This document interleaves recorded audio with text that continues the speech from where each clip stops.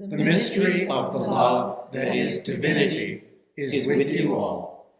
Thanks be to all that is holy.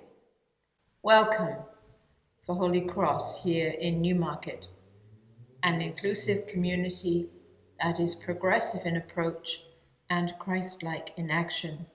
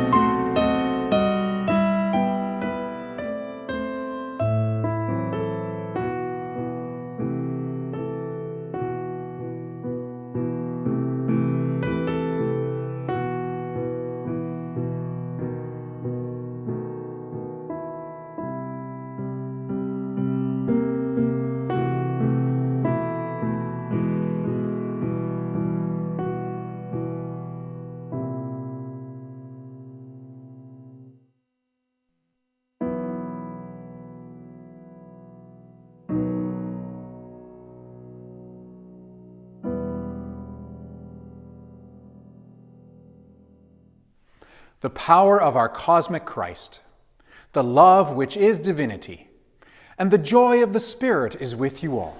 Thanks be to all that is holy. Abundant source of all that is, open our eyes, hearts, and minds to a fuller experience of the riches of a life found in loving relationships. Free us from jealousy and greed. Give us the courage to heal our families of discord and strife, real or imagined. May we know that we are all precious in your sight. In our abundance, may we remember and share with those who struggle to find shelter, to put food on the table and clothes on their backs. May we love what is worth loving, treasure what is true, and set aside the accumulation of wealth that serves too few. A reading from Luke 12, verses 13 to 21, from the Inclusive Bible. Someone in the crowd said to Jesus, "Teacher, tell my brother to give me my share of our inheritance." Jesus replied, "Friend, who has set me up as your judge or arbiter?"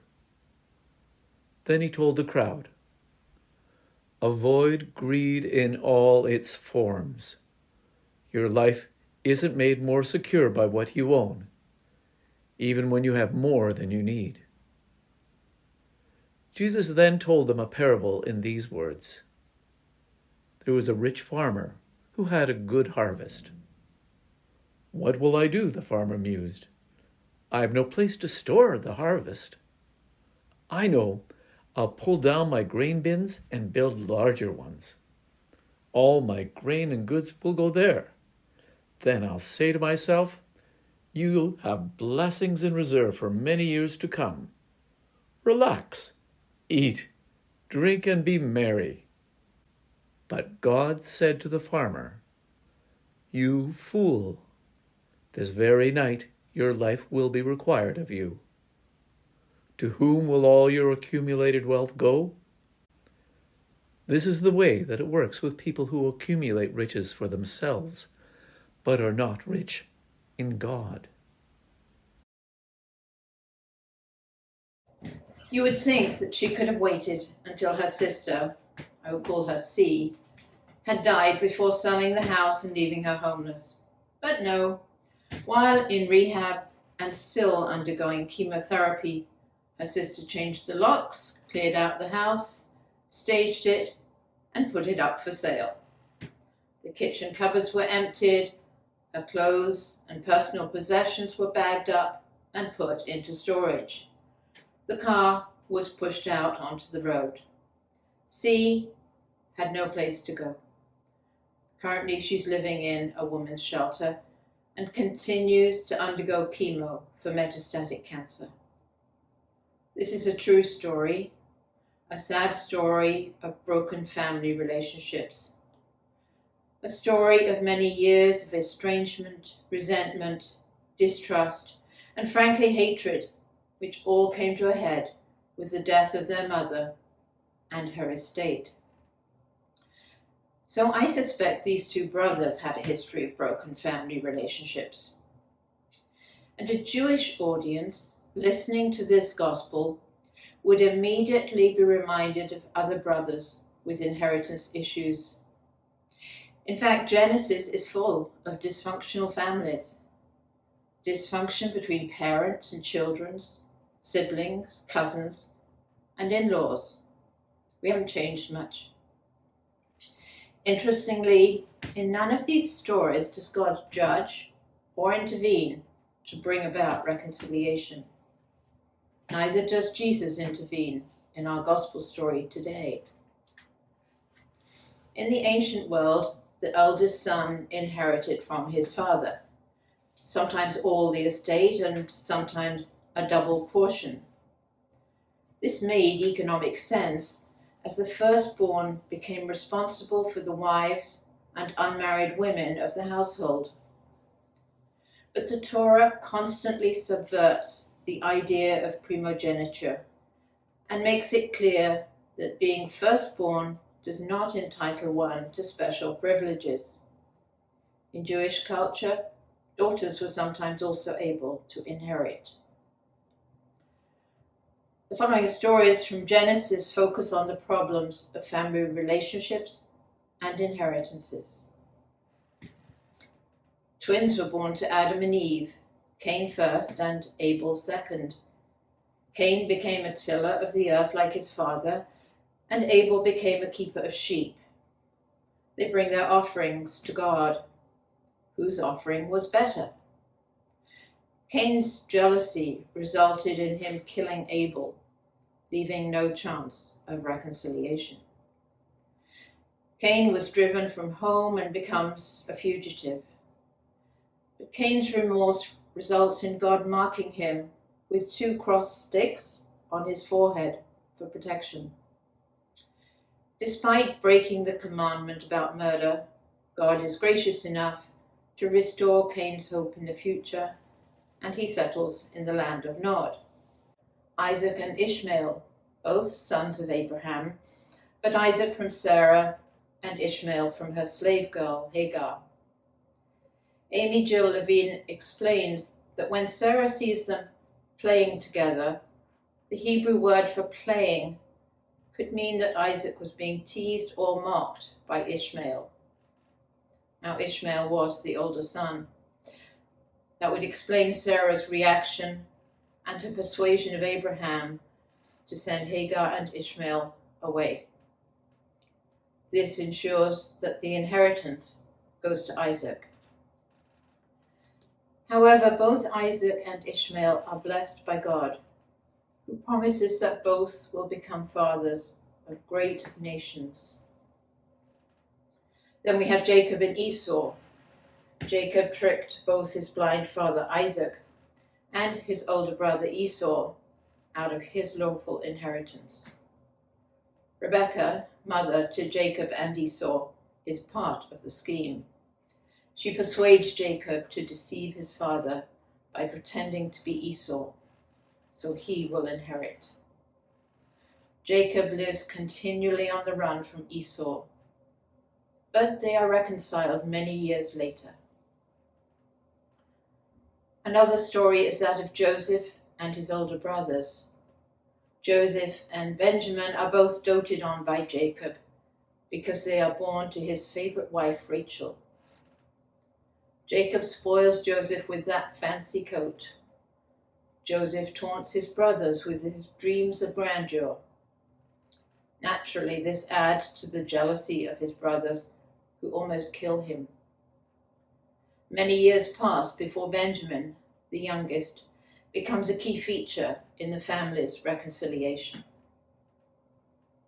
Then Jacob, ever the trickster, now nearly blind himself and grandfather to Ephraim and Manasseh, Joseph's Egyptian sons, switches his right and left hand while blessing them, giving the youngest the inheritance.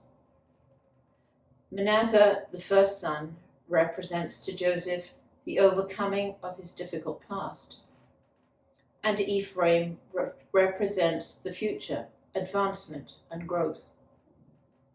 Both are blessed, both are necessary, both are important in the history of Israel. Yet Manasseh, who's been upstaged by his younger brother, has every reason to be jealous, angry, or vengeful. But according to Mark Gerson, he is not. Instead, he chooses family harmony and allows Genesis to end with its first instance of family unity. In the New Testament, we have the well-known story of the prodigal son, someone else who couldn't wait for his share of the inheritance. Again, many years later, reconciliation occurs due to the return and apology of the youngest son and the forgiving grace of his father. So in the 21st century, things haven't changed a whole lot. Wills are contested, parental manipulation and favoritism still happen, sibling competition and rivalry result in jealousy and envy. None of this has gone away.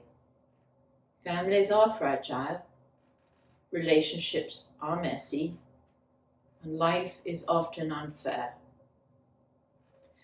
How are these stories of family members fighting over an inheritance relevant to you and I today? Seems to me that as settlers in this country, we have taken a much greater share of the inheritance which rightly belongs to our indigenous peoples. In the words of Robin Wall Kimmerer, author of Braiding Sweetgrass, children, language, lands, almost everything was stripped away, stolen when you weren't looking because you were trying to stay alive. In the face of such loss, one thing our people could not surrender was the meaning of land. In the settler mind, land was property, real estate, capital, or natural resources. But to our people, it was everything. Identity, the connection to our ancestors, the home of our non-human kinfolk, our pharmacy, our library, the source of all that sustained us. Our lands were where our responsibility to the world was enacted, sacred ground. It belonged to itself. It was a gift, not a commodity, so it could never be bought or sold. What was most precious to our First Nations, the colonizers arrogantly tossed aside, thinking that they knew better.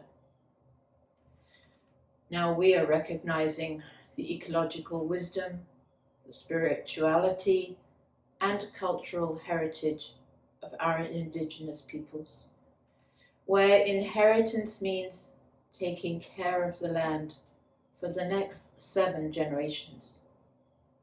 Land is to be cared for in order to benefit future generations.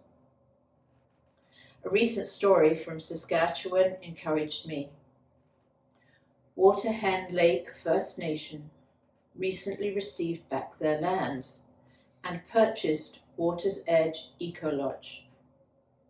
They are training community members in ecotourism.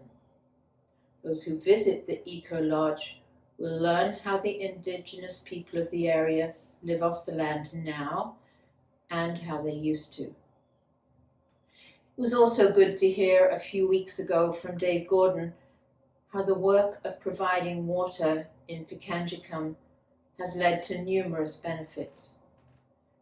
Indigenous youth are being trained as plumbers, electricians, and site managers. Trust between the churches and settlers is being built up as communities work alongside each other.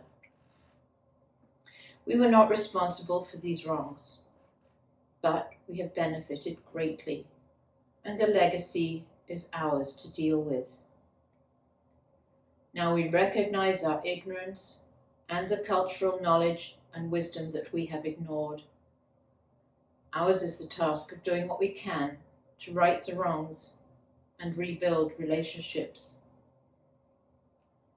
How do we return the inheritance we, like the prodigal son, have squandered? How do we begin to put things right? How do we return at least an equal share to First Nations?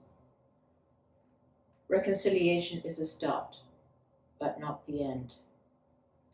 Do we really need all we have, or are we being greedy? What are their needs compared to our wants? Our capitalist society is based on more. Consumerism tells us that we deserve it. It is a lie. Jesus warns the brother not to be greedy in the face of abundance. I suspect that warning may be appropriate for some of us too. What do we really need? When is it just plain greed? But notice that Jesus doesn't judge either brother. He doesn't side with either of them. Their relationship and the sharing of the inheritance is theirs to solve, theirs to work out, and the task of reconciliation belongs to them alone. Therein lies some hope of peace between them. We, like the older brother in our story, are holding out and sharing what we have inherited, holding out on our First Nations. We have also squandered the inheritance and used it irresponsibly. This is our work, our problem to resolve, and our hope of renewing relationships with our Indigenous people. But reconciliation is hard work. We are vulnerable when we try to make peace with another. The strong possibility of anger and rejection face us. We need to be prepared to listen to others' hurts respectfully. Jesus challenges the brother to look for treasure elsewhere than in his inheritance. What do we treasure most in our lives? I think we treasure peace. Peace in our relationships, peace in our homes, peace in our country, and peace in the world. That too is our work in this world. Amen.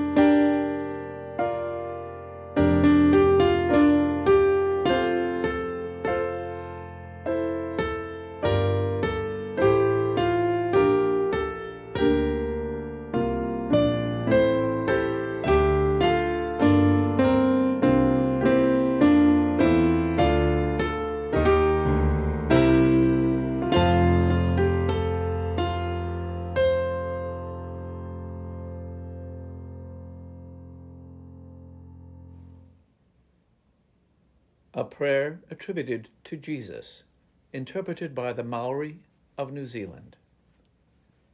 Eternal Spirit, Earth Maker, Pain Bearer, Life Giver, Source of all that is and that shall be, Father and Mother of us all, loving God, in whom is heaven, the hallowing of your name echoes through the universe. The way of your justice be followed by people of the world. Your heavenly will be done by all created beings.